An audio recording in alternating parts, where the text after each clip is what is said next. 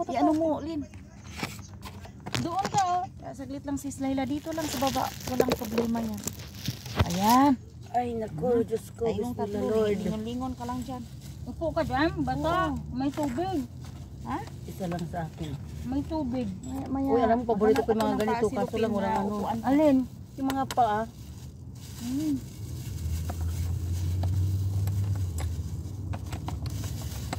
Kamay tayo guys. Ayan, kakain na naman ulit kami ngayon. Ang ulam namin ngayon guys is alimasag. Alimasag ang ulam namin. Ito, diyan lang yan sa tabi ni Inday Jean. Kasi yung camera ko kasi hindi makikita yung saglit lang ha. Yung pagkain. May itlog guys. Saan ang plato mo, Day? Wala pa silang plato. Ay, isa tayo. Ay, thank you Lord sa grasya na pampahay blood. Ayan guys, oh. Daming gata yan. Ayan, maraming gata. Ang alimasag ang aming Inubos mo yung lapsis? Pagkain Meron pang konti ngayon. na powder. Pero Dito yung ako upo isang, kasi hanapan magmukbangan naman kami ni Inday Jean. Bahala kayo dyan. Ano sabi mo sis? Nakabangga. Hindi ako hindi ako makapwesto. Ayan. Yung pusit, perfect na perfect ang apon. Ay, Ano sabi ni Sus Aida? Nakontento na siya. Sabi ko, ate, pasensya ka na. Kasi alam mo ba ang natira, puro ulo yan. Walang hiya kayo. Puro ulo pala yun. ikaw kasi hindi mo binukuran alam mo naman yun na siya eh. Pero may laman naman. Masilan siya eh. Sabi Dapat ko, binukuran mo muna yun kasi alam mo naman yun. Magrereklamo talaga. Tayo na lang umintindi, di ba? Oo. hindi ko nga tinanong. Oo, tayo na lang umintindi. Kain tayo guys pala, dali. Si Tagaluto kasi guys, hindi tinirahan yung panganay namin. Ngayon lang natitira. Ang natitira guys, puro na lang ulo. Kaya nagmaktul yung Kasasabi pa lang na ayusin yung ititira. Imbis na una siya, kay gusto niyang mauna. Hindi mo pa binigyan. Gawa nga ng hilaw pa ay. Mauna, gusto niyang mauna. Ang ending, huli siya. Ulo pa. Ayan guys, ang kwento ng puset kahapon.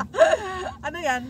Nung hilaw pa kasi guys, gusto na humingi yung panganay namin. Ngayon hindi naibigyan sa Tagaluto kasi hilaw pa nga.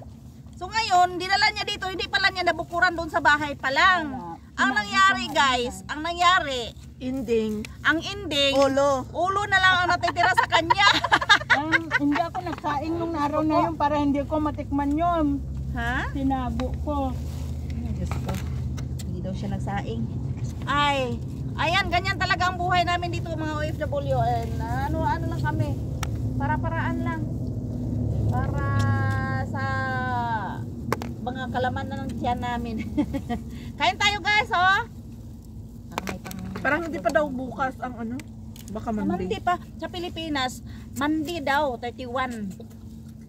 Ang sa Pilipinas na na sa kalendar. So sa Lunes pa, means. Nalaman natin yan mamayang gabi. Wala na silang pasok. Bala na. Basta mga hadiah naka-prepare lang. Kahit saan, kahit anong araw.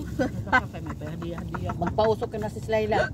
Ay naku, Ako walang kwenta yan. Usok na yan. Hindi, meron naman ako pag yung doon sa for dinner 500. Balak nga namin sa Ripa, mag-KFC nga lang din eh. Kaya lang, problema talaga yung hadiah eh. Budget. Hindi ba? Yung saan ba yan? Princess sa Pilipinas, dito pa kaya?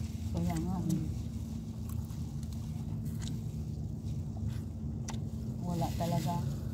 Makontento na tayo kung may 500 kills. Kulang. 4 na stick na kape na din yun. Natawa nga ako yung kailan ba yun, ewan ko kailan ba yun. Nagbigay ako ng pagkain sa bahay, naggilid Si namin. Sis Jean, itong hadiah niya 500 pesos? Hadiah niya siguro itong naibigay pambili ng gata. 2 dinar din to eh. Saan? Itong gata. Oh, sinabi mo pa. Buti lang nga. Yes, nakinabang din tayo. Maraming magbibigay kay Jen. May mga sponsor din tayo. Okay pa pala ang laman niya no. Kasi Ilang linggo na itong bago mag-Ramadan ito eh. Yung dinar, yung dinar na to, yung yan, dinar. Mas lalat, ang dinar daw pala yan. Ay hindi, dinar, yung dinar na binigay ko kahapon. Ano yun eh? Kahapon no? Anong kahapon? Wibis? Bernice? Wibis yun. Sa ano, naghatid ako ng gemot kay doon sa ano, kay Muradi House, yung nagbigay ng cake sa akin dati. Naghahatid ko ng pagkain yung nanay at dinar kaagad. Wow. Naghahatid talaga yan. Masyallah. Hindi ko tinatanggap kung nilalagay niya sa kamay ko talaga. Kasi nakakaya every hatid ko. Din, ako naman patili mo ng pagkain.